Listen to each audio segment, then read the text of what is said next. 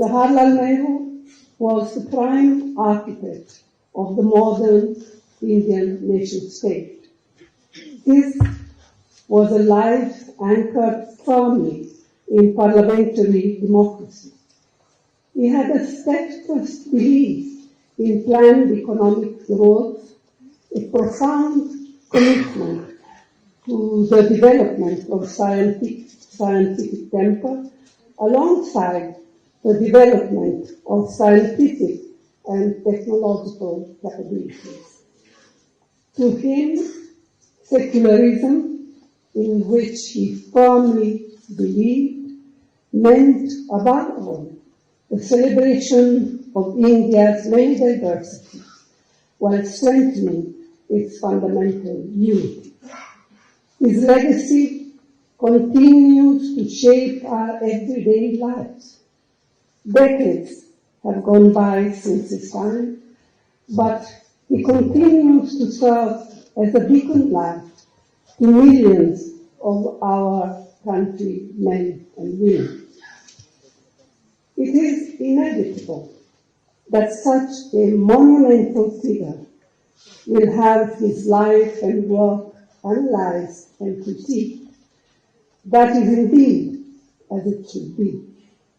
Although the temptation to divorce him from his times and the challenges that he had to face, and to look at him devoid of the historical context in which he functioned, has become quite widespread. Yet, while we welcome ongoing analysis of his contributions, what is not acceptable is the systematic attempt being made to denigrate, distort, demean, and defame him.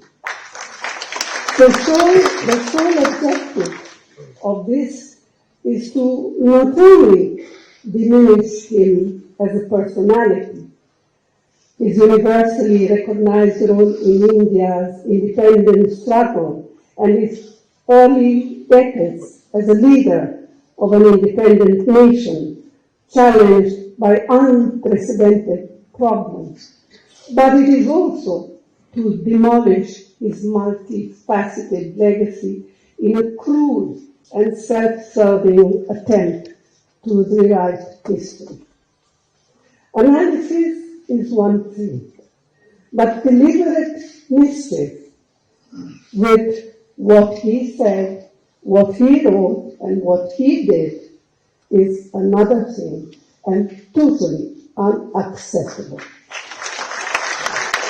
And who are the forces that have launched this project? We all know that they have been worked for years and years, for decades.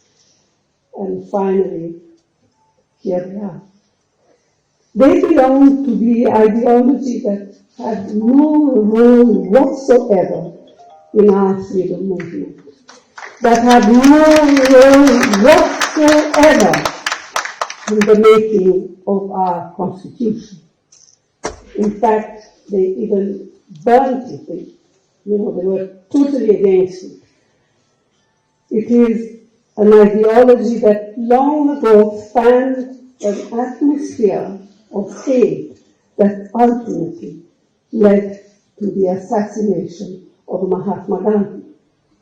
Its killers today continue to be glorified by its adherents.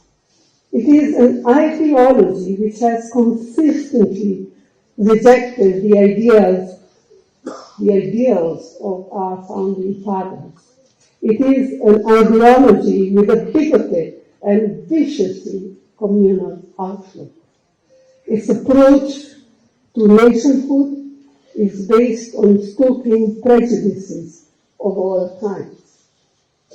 Let there be no doubt whatsoever that the project to vilify Jawaharlal Nehru is the main objective of the ruling establishment today.